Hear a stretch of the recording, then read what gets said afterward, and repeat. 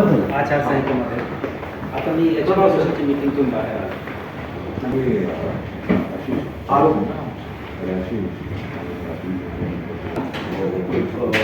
Election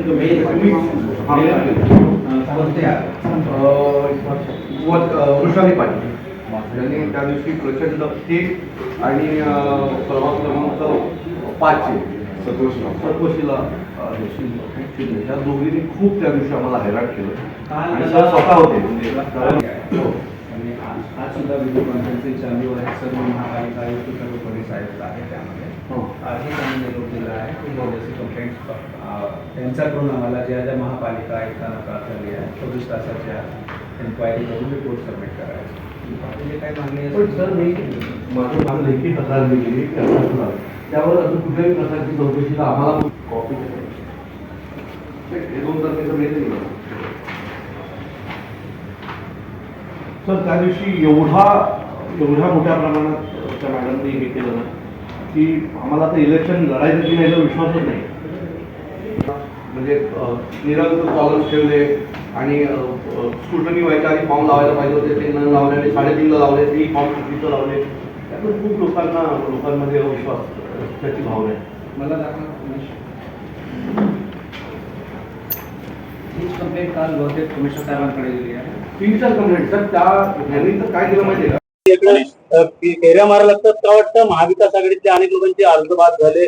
कशा प्रकारे अर्ज बाद केले पुन्हा. मला असं वाटतं की ज्या प्रकारे उमेदवारांचे अर्ज बाद करण्यात आले आणि सरकारी निवडणूक अधिकाऱ्यांची मदत घेऊन ते करण्यात आले. तो ठाण्यातल्या वृषाली पाटील या ज्या आरो आहेत त्यांनी ज्या चुकीच्या पद्धतीने फॉर्मच्या बाबतीत घोळ केला, उमेदवार अर्जाच्या बाबतीत घोळ केला, त्याची तक्रार आम्ही काल निवडणूक आयुक्तांना देखील केली होती.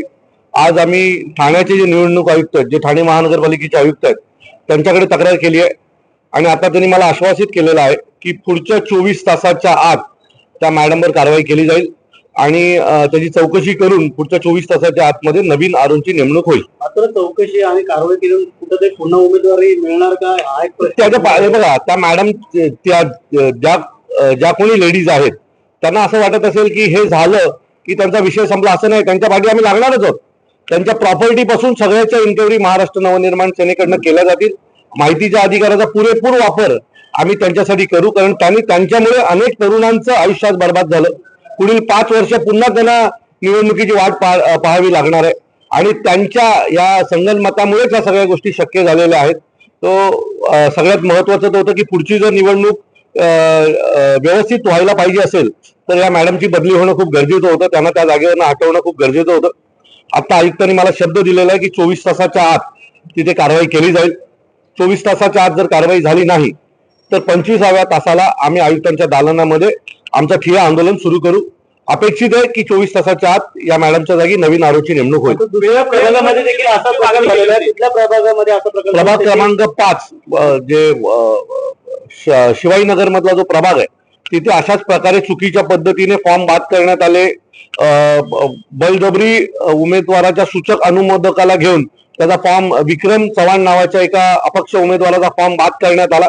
सो त्या देखील मॅडम व तिथल्या देखील आरो ज्या लेडी आरो आहेत त्यांच्यावर कारवाई करण्याची आमची मागणी आहे आणि दोन्ही आरोंच्या बाबतीमधला निर्णय सकारात्मक 24 तासात घेतो असं आयुक्तांनी आम्हाला शब्द दिलेला आहे. कारण जोपर्यंत हे आरो तिथे आहेत तोपर्यंत ती निवडणूक फेअर होणार नाही अशी आम्हाला पूर्ण खात्री आहे. काही ठिकाणी उमेदवार मॅनेज झाले त्याच्या संदर्भात काय कशा प्रकारची कारवाई केली. आम्ही ज्यांना हे दिले होते एबी फॉर्म दिले होते त्या सर्व एबी फॉर्म ज्यांनी आमच्याकडनं एबी फॉर्म घेतले होते त्या सर्व उमेदवार ज्या उमेदवारांनी अर्ज पाठी घेतला होता त्यांच्यावर गुन्हा दाखल करावा म्हणून आम्ही पोलीस स्टेशनला आणि पोलीस आयुक्तांना ऑलरेडी गुन्हा दाखल केला आहे. त्यांनी आमची फसवणूक केलेली आहे. त्यांनी आमचा एबी फॉर्म घेतला आणि नंतर जाऊन एकनाथ शिंदेच्या बंगल्यावर ते मॅनेज झाले असा आमचा आरोप आहे. कारण आम्ही जो एक व्हिडिओ प्रस्थापित केला त्यात एक कॉन्स्टेबल आहे, पोलीस कॉन्स्टेबल, तो त्या उमेदवाराला राग नावाच्या उमेदवाराला घेऊन उपमुख्यमंत्र्यांच्या घरी गेला आणि तिथून तो जाऊन त्याने अर्ज पाठी घेतला. तो गंगेत आंघोळ करायला तर गेला नव्हता ना, गेला असेल तर पैशाच्या गंगेमध्ये उडी मारायला गेला असेल. तो अशा लोकांवर पण गुन्हा दाखल झाला पाहिजे जे पक्षाची फसवणूक करतात.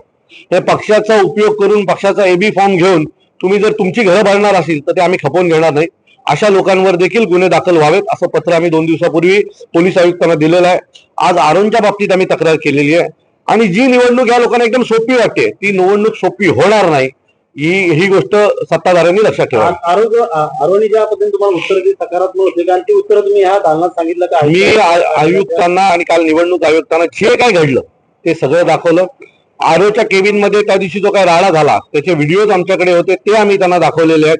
त्यांनी जे कबूल केलं होतं त्या दिवशी की होय माझ्याकडनं चुकी झाली, तो फॉर्म डिस्प्ले करायला हवा होता, तो माझ्याकडनं झाला नाही. दुसरी गोष्ट, डिस्प्ले केल्याच्या फॉर्म मध्ये पण चुकीचं अफिडेविट लावल्याचं त्यांनी कबूल केलं होतं. तीही गोष्ट त्यांना आम्ही सांगितलेली आहे. आणि अशा प्रकारे जर आरोप वागत असतील तर आम्ही विश्वास कोणाचा ठेवायचा? तुम्ही जर स्वतःला निवडणूक आयुक्त म्हणून तिथे काम करत असता किंवा आरो म्हणून काम करत असता आणि मी म्हणजे इथली प्रमुख असं जर तुम्हाला वाटत असेल, तुम्ही स्वतःला जर देवाचं रूप देत असाल तर तुम्ही देवासारखे वागले पण पाहिजे. तुम्ही दानवासारखे वागून जमणार नाही. त्यामुळे या आरोवर कारवाई, वैशाली पाटीलवर जोपर्यंत कारवाई होणार नाही तोपर्यंत आम्ही शांत बसणार. सत्ताधाऱ्यांचं म्हणणं आहे की निवडणूक जी आहे ती पारदर्शक आहे. अरे बापरे, एवढी ट्रेनिंग आरोना देण्यात आलेली आहे व्यवस्थित. एवढी सत्ताधाऱ्यांनी एवढी पारदर्शक निवडणूक केलेली आहे की निवडणुकीत मतदान करायची गरजच नाही. याच्यापेक्षा काय चांगलं पारदर्शकता असू शकते? म्हणजे निवडणूक लागल्यात पण अनेक लोकांना आता निवडणुकीचा अधिकारच बजावता येणार नाहीये. एवढी पारदर्शकता नकोय भारताला. संविधानामध्ये एवढी पारदर्शकता दाखवलेली नाहीये. तुम्ही कायदे बदलायला जाऊ नका. 21 नगरसेवक एका महापालिकेत ज्या वेळेला निवडून येतात ना त्यावेळेला जनता देखील तुमच्याकडे पाहत असते आणि याचा जनतेला पण राग येत असतो. तुम्ही जे जनतेला गृहीत धरताय ना ते धरणं बंद करा, नाही तर एक दिवस ही जनता जे नेपाळला झालंय तशाच प्रकारची घटना या भारतात पण होईल, एवढं लक्षात ठेवा. बिनविरोध निवडून आलेल्या लोकांचा एक इतिहासच झालेला असं देखील आता बिनविरोध ह्याच्या पुढे जर आज हा ट्रेंड कायम राहिला बिनविरोधचा तर पुढच्या काही वर्षांनी म्हणजे पुढच्या वेळेला जेव्हा निवडणुका येतील ना त्यावेळेला महापौर देखील बिनविरोधच बसेल. पुढच्या वेळेला महापौर देखील बिनविरोध बसवला जाईल. म्हणजे इलेक्शनच होणार नाही. 50-55 जागावर हे बिनविरोधच्याच जे काही नंतर खर्च करावा लागतो तो आधी करतील. पैशाची काय मागणी करण्यात आलेली का असं समजतंय? काही जण माघार घेतलेली आहे त्यांच्याकडे सगळ्यांनीच पैसे घेतले. तो कोणी असं गेलो म्हणजे फॉर्म भरेपर्यंत तो चुकीचा होता ज्याच्या विरोधात फॉर्म भरतोय. फॉर्म भरल्यावर लक्षात आलं की नाही हा माणूस देव आहे. असं कसं शक्य आहे ना? काहीतरी घडलं असेल ना. एकनाथ शिंदेच्या घरी जो मुलगा गेला होता तो काही गंगेत उडी मारायला गेला नव्हता ना. तो पैशात गेला असेल तर पैशाच्याच गंगेत उडी मारायला गेला असेल. कारण त्याचे आई वडील मागील अनेक वर्षांपासून एकनाथ शिंदेच्या विरोधात लढत होते आणि आज अचानक त्याला असं वाटलं की नाही आता हे तर बाबा देव आहेत. असं होत नाही ना. फॉर्म भरेपर्यंत तो दानव होता. फॉर्म भरल्याच्या नंतर त्याला साक्षात्कार झाला की नाही हा माणूस तर खूप चांगला आहे उमेदवार समोरचा माझ्या. असं नसतं. अशात पैसेच खाल्ले गेलेले असतात. त्यांनी पैसे आणि त्याच्यासोबत आणखी एक गोष्ट खाल्ली आहे. सर, सेना आणि राष्ट्रवादी यांची लढाई आहे. आता जो आहे निवडणूक अधिकाऱ्यांचा बदलण्याचा निर्णय घेण्यात आलेला आहे. कुठेतरी आम्ही कोर्टात गेलोय आणि अपेक्षा आहे की कोर्ट आम्हाला याच्यामध्ये न्याय देईल.